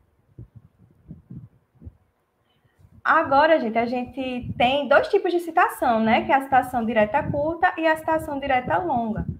A citação direta curta é aquela que vai ter até 3 linhas e que vai estar contida no corpo do texto entre aspas duplas. E aqui a gente tem 2 exemplos, tanto com a chamada pelo sobrenome dos autores, quanto a chamada pela própria citação, né? Dando ênfase na citação em si e com o sobrenome dos autores dentro do parênteses. Eu não vou ler, de fato, a citação para a gente não perder o nosso tempo, mas vocês vão ter o acesso ao material e vocês podem dar uma lida com mais calma depois, tá? O que é importante que vocês saibam, né, que as citações que têm até 3 linhas, elas vão estar contidas no texto entre aspas duplas. Quando a minha citação tem mais do que 3 linhas, eu vou ter uma citação direta longa. E aí tem algumas coisas que eu preciso fazer, né, alguns passos aí que eu preciso cumprir. Essa citação ela vai aparecer como recuo no meu trabalho, com a letra menor que é utilizada no texto. Então, se eu estou utilizando aí a fonte tamanho 12, quando eu fizer esse recuo na citação direta longa, eu vou colocar ela no tamanho 10 ou no tamanho 11, desde que seja legível, tá? Em espaço simples e sem as aspas, tá? Essa é uma outra mudança, porque antes da atualização, a norma dizia que o recuo tinha que ser obrigatoriamente de 4 centímetros. Agora, a norma diz que esse recuo é padronizado e de acordo com o desejo do autor, né? Então, eu posso fazer o recuo de 6 centímetros, de 5 centímetros, ou eu posso manter esse padrão que já foi estabelecido anteriormente dos 4 centímetros. Fica ao meu critério, desde que eu, de fato, padronize, né? E todas as minhas citações diretas longas tenham o mesmo recuo, a mesma distância, certo? E aqui a gente tem 2 exemplos também que vocês podem ver, né? De um recuo menor aí de 2 centímetros e de um recuo padrão de 4 centímetros. A gente tem um exemplo também de citação indireta, que eu também não vou ler por questões do tempo, mas vocês podem aí depois ler com calma para entender como é que foi essa concatenação das ideias, né, para transformar o texto original numa possível citação. Lembrando, né, que a citação indireta é aquela que eu vou transcrever com as minhas próprias palavras, né? Então vai ter muito aí do estilo do autor, né? Vai ter o estilo de vocês na citação. A citação de citação, como eu falei, ela deve ser utilizada apenas em casos especiais, né? Quando a gente quer fazer uso de fontes muito antigas, como livros que a gente não tem, né, na biblioteca próxima a nós, ou tá, como eu falei, numa língua a qual eu não domino, ou que eu não, de fato, não consegui ter acesso de forma nenhuma. Então, aí eu posso utilizar a citação de citação. Como eu tinha falado antes, né, a gente vai informar a autoria, a data e a página do documento original. Vamos colocar a expressão apure em itálico e vamos informar a autoria, a data e a página da fonte consultada. Então, sempre vai começar pela fonte mais antiga, que é a fonte original. E lembrando também que as expressões latinas, elas sempre vão aparecer em itálico no nosso trabalho. A gente tem aqui alguns exemplos, né? Lembrando que o apud significa citado por, conforme, o segundo. Então, aqui a gente tem 3 exemplos, né? Que vocês podem perceber que o que há de comum em todos eles é que sempre a gente vai começar com o autor mais antigo, que é o autor original e que é o autor a qual eu não tive acesso. Como eu falei, né? Agora a gente tem essa possibilidade aí de utilizar os documentos não paginados e informar, né, a localização quando eles não têm uma página, né? E aí isso vai acontecer com os filmes, com as entrevistas em vídeo, com legislação, enfim, né? A gente tem aqui 3 exemplos. Uma legislação, que foi mencionado, capítulo, artigo, inciso. Aqui um e-book, né? Então aí o e-book vai ter a localização, em vez da página em si. E, por fim, um filme, que aí vai ter a minutagem, né? Então, o personagem falou exatamente aquela frase que eu estou citando no meu trabalho. Então, ele falou aquela fala no minuto 9 e aos 41 segundos, né? Então, eu vou colocar exatamente, né? Para que a pessoa depois ela possa consultar, né? Na fonte original, ela vê aí exatamente o personagem falando a fala que eu citei. A gente também pode citar autores e entidades, né, que vão ser aí pessoas jurídicas, eventos, instituições, organizações, empresas, comitê, comissão e etc. Né? E aí a gente vai ter 2 opções. A gente pode mencionar o nome dessa pessoa jurídica dentro do parênteses, né, e suprimir, a gente coloca apenas a primeira palavra, faz aí a supressão, ou a gente também pode mencionar o nome por extenso da instituição, tá? Como aqui nos 2 exemplos. A última norma que a gente vai conferir hoje é a norma de referências, a norma 6023 de 2018, certo? E o que são referências, né? É aquele conjunto padronizado de elementos descritivos retirados de um documento que permitem a sua identificação individual. Então, né, as referências são aqueles elementos que vão permitir que os leitores possam consultar as fontes que eu consultei quando eu fiz a minha pesquisa, né? E que eu citei no meu trabalho. A gente traz até esse meme para chamar a atenção para isso, né? Deus está vendo se você usou todas essas referências mesmo, porque eu só vou botar na minha lista de referências as fontes que eu citei no meu trabalho. Se eu não citei no meu trabalho de maneira nenhuma, eu apenas li quando eu estava fazendo aquela revisão de literatura, utilizei aquele livro para estudar, mas ele não apareceu no meu trabalho, ele não vai aparecer na lista de referências, certo? E as referências, elas vão ter elementos essenciais e elementos complementares. Os essenciais são aqueles que o nome já diz, né? São indispensáveis à identificação do documento, então, por isso, eles vão aparecer na minha lista de referências, né? Eu vou precisar informar. E eles vão variar de acordo com o suporte documental, né? Então, um livro vai ter elementos essenciais diferentes de um artigo. E é até por isso que é difícil decorar essa norma. Não dá para decorar todos os tipos de referência, né? E aí a gente reitera que o que a gente quer não é que vocês decorem, é que vocês consultem, né? Que vocês saibam que a norma existe, que vocês tenham ela à disposição e que vocês, quando chegar nesse momento de fazer essa lista, podem consultar, né? E ver os exemplos. A norma vai trazer diversos exemplos. Então, se eu estou na dúvida como é que faz a referência de um livro, eu vou lá, consulto a norma, vou ver até o exemplo e vou fazer a minha referência a partir daquilo. Então, a gente trouxe um exemplo aqui de elementos essenciais da referência de livro, né? Que são os autores, o nome do autor, o título e o subtítulo, se houver, a edição, o local, que é o local da editora, né? O local da publicação, e a data de publicação, tá? Mas lembrando aí que vai variar de acordo com o suporte documental. Os elementos complementares, eles não vão ser obrigatórios, mas eles vão permitir melhor caracterizar os documentos, né? E com isso facilitar ainda mais que a gente possa identificar essas fontes de informação utilizadas, tá? Eles vão ser apresentados em sequência padronizada. Então, se eu quero informar na minha lista de referências de todos os livros, né? Eu vou informar o ISBN e a tradução, então eu vou sempre começar tradução e depois eu menciono o ISBN, né? Seguindo aí essa sequência padronizada. Então, na referência de livro também, os elementos complementares vão ser tradução, número de páginas, título original, ISBN, horário de acesso, número DOI e etc. E no exemplo aqui, que a gente pode ver abaixo, os elementos complementares vão ser esses que estão abaixo da linha amarela. Algumas regrinhas gerais de apresentação, né? As referências, como eu mencionei anteriormente, a de Cleiton também mencionou lá no início da nossa oficina, elas vão ser elaboradas em espaço simples, alinhadas à margem esquerda e vão ser separadas entre si por uma linha em branco de espaço simples, né? Vocês podem verificar isso no nosso exemplo. A pontuação vai ser uniforme para todas as referências e quando a gente faz a opção por utilizar elementos complementares, a gente vai incluir eles em todas as referências do mesmo tipo de documento. Então, se eu estou informando qual é o ISBN de um livro, eu vou informar o ISBN de todos os livros que estiverem na minha lista de referências. Para os documentos online, que são aqueles documentos que eu peguei na internet, né, para utilizar no meu trabalho, e-books, uma legislação, enfim, eu devo registrar o endereço eletrônico, precedido da expressão disponível em, e a data de acesso, precedida da expressão acesso em, certo? As referências, elas vão ser ordenadas numa lista única, padronizadas também quanto ao recurso tipográfico e a adoção de elementos complementares. O recurso tipográfico vai ser, a gente pode utilizar o negrito, o itálico ou o sublinhado, né, para destacar o elemento que aquele tipo documental exige, né? Nos casos do livro, a gente vai destacar o título, nos casos do artigo, a gente vai destacar o nome do periódico. Então, aí vai variar também de acordo com o tipo documental. Mas vai ser uniforme, né? Então, toda vez que eu for fazer um destaque, eu vou fazer com o mesmo recurso tipográfico. Vou fazer sempre com negrito ou sempre com itálico. Fica ao critério de vocês. E vai ter um caso que isso não vai se aplicar quando a gente tem obras que não têm indicação de autoria ou responsabilidade. E aí a entrada vai ser pelo próprio título. E aí ele vai aparecer a primeira palavra em maiúsculo, em caixa alta. E aí por isso que já vai ter um destaque, né? Natural. E aí não vai ser necessário fazer esse uso aí do destaque em negrito. E agora a gente vai ver exemplos de referências mais utilizadas no âmbito acadêmico, certo?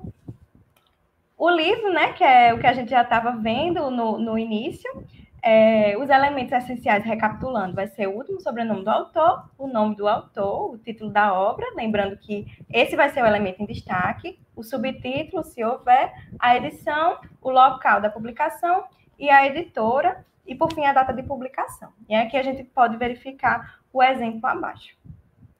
Parte de livro é quando eu estou consultando um livro que é uma coletânea, que foi produzido por vários autores, às vezes com temas diferentes, e só me interessa um capítulo específico. Então, eu só trabalhei com aquele capítulo ali no meu artigo, na minha pesquisa. E aí eu vou fazer a referência apenas àquele capítulo.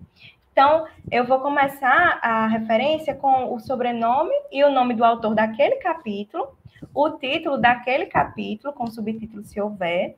Vou colocar a expressão in, que também é uma expressão latina, que vai significar o em, né, o nosso em. Ela vai estar em itálico, 2 pontos, e aí vai vir os dados do livro, né, que vai ser exatamente como no exemplo que a gente viu anteriormente, o sobrenome e o nome do autor, o título do livro, aí vai estar o destaque, a edição, o local, a editora, a data de publicação e a descrição física da parte. A descrição vai ser qual é o capítulo e qual é a página inicial e a página final daquele capítulo que eu citei. Trabalhos acadêmicos, quando a gente vai citar no nosso trabalho monografias, tese, dissertação, a gente vai ter também uma forma de fazer a referência, né? E aí a gente vai começar pelo sobrenome do autor, com o nome, o título do trabalho, percebam que vai ser o título que vai estar em destaque, subtítulo, o ano do depósito, o tipo do trabalho, se é uma tese, uma dissertação, um TCC, o grau, se é uma especialização, doutorado, mestrado, entre outros, né? O curso de odontologia, curso de psicologia, enfim, entre parênteses, vai ter um travessão, a vinculação acadêmica, né, que é a Universidade, Uniesp, Universidade Estadual da Paraíba, o local, né, onde aquela universidade está, e a data de apresentação ou defesa, certo? Aqui a gente também vai ter o exemplo, e nesse exemplo percebam que tem um trechinho que está em azul, que são os elementos complementares da referência de trabalhos acadêmicos. Então, a gente pode informar também o nome do orientador, da orientadora e a quantidade de folhas, tá?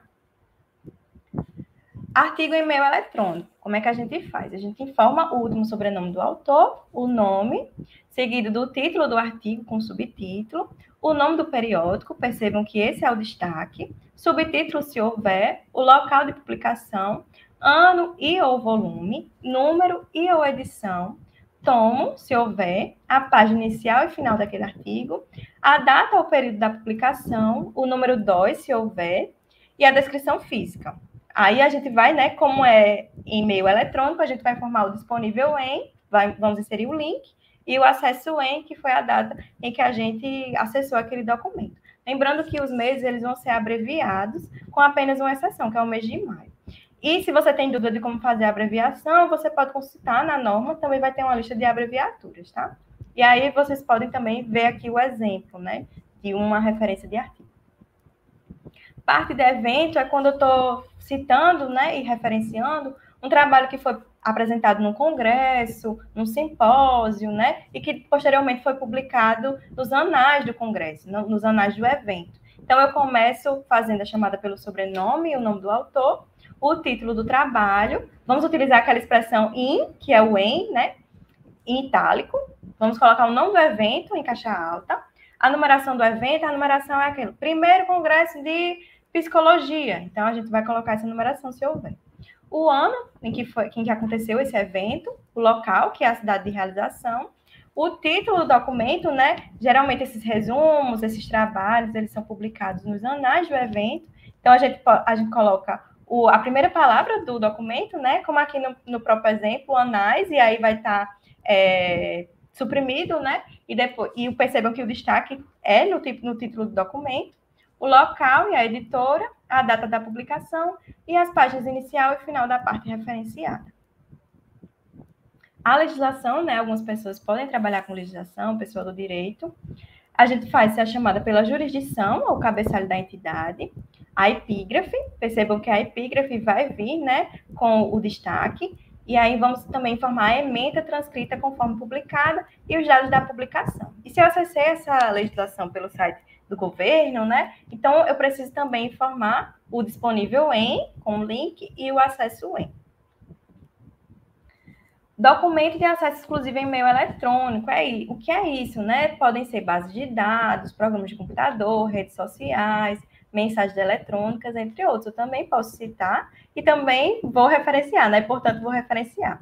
E aí, a norma também vai prever esses casos, né? A gente começa a chamada pelo autor, o título da informação, ou serviço, ou produto, e aí vai estar em destaque, a versão ou edição, se houver, o local, a data e a descrição física do meio eletrônico. Então, no exemplo, a gente trouxe uma postagem de Facebook, né? Percebam, começou com o nome do perfil, o nome da página, o título do post, e aí o local, né, de onde pertence aquela página, a data de publicação, a descrição física, o Facebook, né, e aquele usuário do Facebook, e o disponível em, o link e o acesso. E a gente também pode fazer isso com post de Instagram, podcast, vídeo, e aí a gente trouxe para vocês exemplos, né, que vão aí auxiliar vocês na hora de fazer as referências desse tipo de documento, tá? E aqui, gente, é aquela sensação, quando a gente passa por tudo isso, né, todas as etapas, apresentou o TCC, né, quem está fazendo artigo para TCC, passou, tirou 10, depois submeteu, entrou lá na plataforma Sucupira, como a Edicleide ensinou, encontrou o periódico, submeteu e recebeu uma carta de aceite. Esse aí é o sentimento, né, que eu tenho certeza que todos vocês vão passar por ele em breve, né, se não tiverem nem passado ainda. As referências que a gente utilizou para construir esses slides, e a gente vai chegar no último momento da oficina, que é o quiz, né, e aí eu vou chamar de Cleiton para voltar, para a gente fazer aí o quiz. Não sei como é que está a participação no chat. A gente tem 4 perguntinhas. E aí, Ed Cleiton, quer começar fazendo aí a primeira pergunta?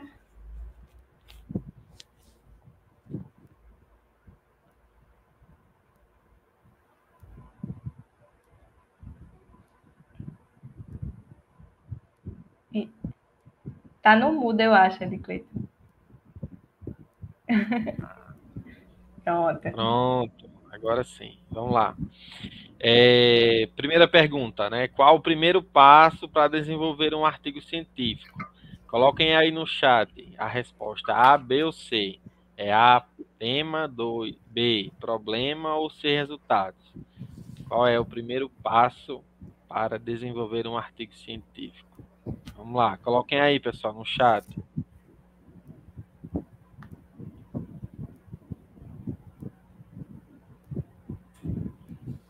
Eu não sei se a gente tem... Eu acho que a gente tem tipo tem um delayzinho, né? Mas aí já vi aqui, ó. Aqui, ó. O Dreyson colocou lá. A. Será que é A? Vamos lá, pessoal, comentem aí. A, B ou C? Cadê a turma do B e a turma do C? Vamos lá, vamos responder. Para a gente não se delongar, né? Ó, a Doralice também concordou com o Dreyson. Ah, o primeiro passo para a gente desenvolver um artigo, como a gente viu, né? É você encontrar, né, um tema, né? Aquele assunto que você vai, né? Que você pretende aprofundar seus conhecimentos, né? Desenvolver. É isso mesmo. Letra A, tema. Vamos para a segunda agora. O que deve conter na introdução do artigo? A gente comentou aqui o artigo é dividido em partes, né? Então, né, na introdução, quais são os elementos que devem constar na introdução? Letra A, tema, problema, objetivo, justificativa. Letra B, resultados. Ou letra C, resumo? Vamos lá, aí estão gabaritando. Letra A. E aí? Quem mais? Quais são os elementos?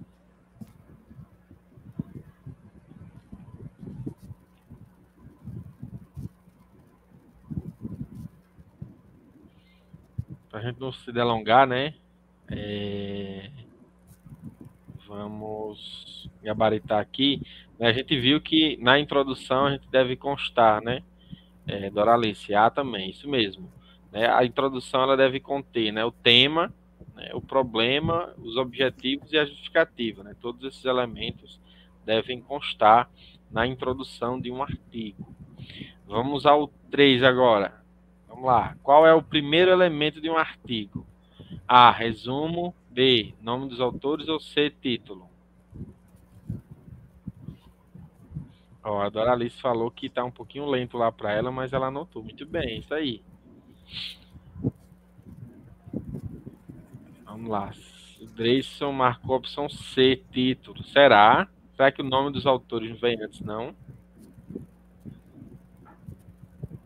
Ou resumo? Mais alguém? Doralice C.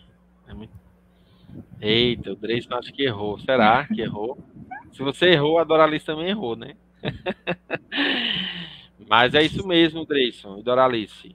O primeiro o elemento, né, é o título, né? É o primeiro elemento que deve constar no artigo. A gente viu até num exemplo que, né, a Thalita apresentou, mostrou uma tela, a página de um artigo científico, está lá o título em cima. Né? Sempre apresenta o título do assunto, certo? Vamos lá. Quarta pergunta. Qual é o tipo de resumo que eu devo usar no artigo científico? E aí, Thalita? Vamos lá. E aí, Dreyson? Qual é o resumo informativo? Vamos lá. Cadê a turma do indicativo? Tá presente e não faltou, foi? Informativo. Não é indicativo não, Dreyson? Que indica qual é o... Mais alguém? Vamos lá, vamos responder, minha gente. Será que será? Informativo, indicativo. Tem um resenha, o recenção agora, né? Também. Doralice, letra A também. Né? E aí, Thalita? Qual é o tipo de resumo em um artigo científico? Gabaritaram tudo, né? Isso mesmo, informativo. Isso mesmo. O resumo informativo, né? Que o resumo informativo, né? Conforme a Thalita bem apresentou, diferente do indicativo, né? O informativo é um resumo mais completo. Ele traz alguns elementos a mais, né? Ele pode trazer, né, no caso de um artigo científico, ele pode trazer, ele deve trazer, na verdade, né, o tema de uma forma geral, os objetivos, né, alguns aspectos metodológicos e pode também apontar alguns dos resultados e conclusões alcançadas, né, com o artigo científico. Então, um resumo de um artigo bem completinho, né, é aquele resumo que traz aí esses elementos essenciais que, né, no decorrer de uma pesquisa, ele pode substituir, né, a leitura, a consulta original, a leitura completa. Então, né, a partir da leitura do resumo, você pode identificar ali se de fato aquele artigo é ou não interessante para a sua leitura, para o que você pretende encontrar, para o que você está pesquisando. Então, né, a leitura do resumo, ela, em muitos casos, ela pode dispensar a consulta original. Não é isso mesmo, Thalita? Isso mesmo, arrasou. Então, gente, a gente vai chegando ao fim, né, da oficina, e aí, como prometido, tá o material, a forma de acessar o material, certo?